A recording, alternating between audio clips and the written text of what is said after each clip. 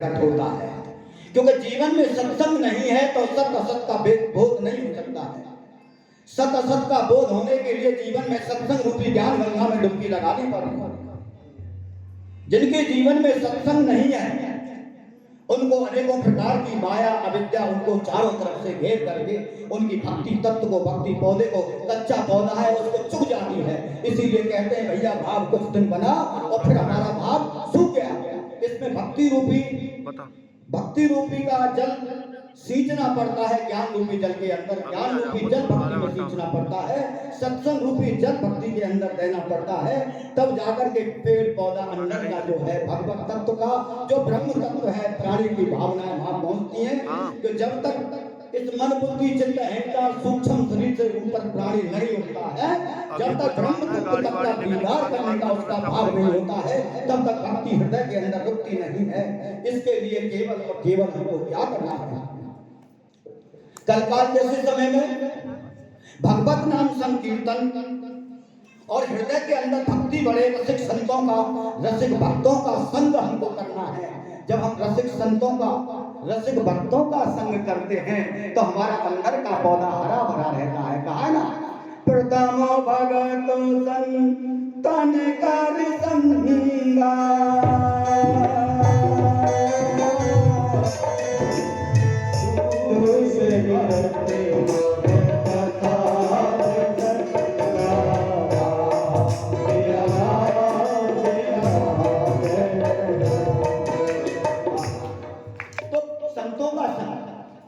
वास्तविक संत ऐसे महामुकुटमणि होते हैं, उनका संग करने मात्र से, उनकी वाणी को आत्मसात करने से, अपने क्रियात्मक कर्मों में उतारने से ये भक्ति रूपी पौधा हृदय के अंदर बचा रहता है। जब तक हमारे हृदय के अंदर उस परम तत्व की, उस प्रेम तत्व की जिज्ञासा प्रकट नहीं होगी, तब तक हमारे अंदर सत्य का बोध नहीं होगा।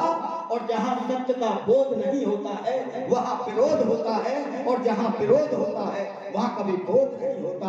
ऐसा अपने मन में निश्चय मान लीजिए, क्योंकि कर्म अकर्म, सत्य असत्य, नित्य अनित्य, इन सारे तत्वों का जो बोध होता है वो सत्संग रूपी ज्ञान गंगा से होता है। संत रूपी जो तत्व है वो प्रकट करते हैं। गुरु का जीवन में बहुत ऊंचा रोल है। गुरु तत्व हमारे अंदर प्राप्त है या नहीं है, क्योंकि गुरु कोई शरीर नहीं होता।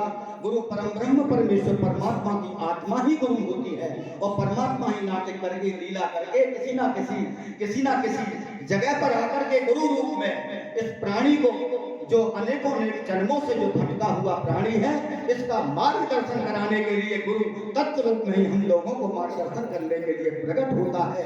जैसे रमण रीति पर हमारे महाराज जी का जो प्रकट होना है ये नारायण का ही अवतार है, ऐसा हमने अपने हृदय के अंदर समझा है।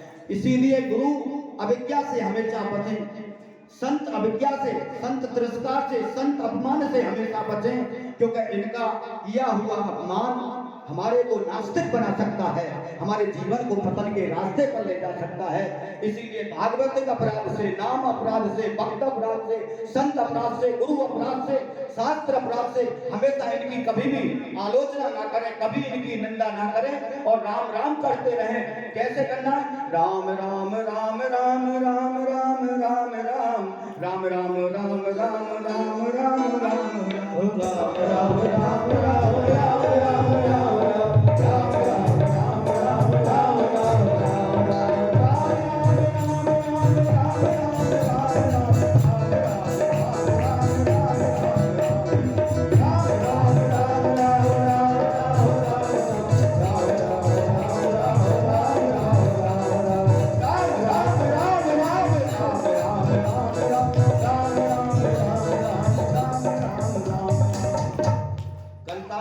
समय का अभाव है।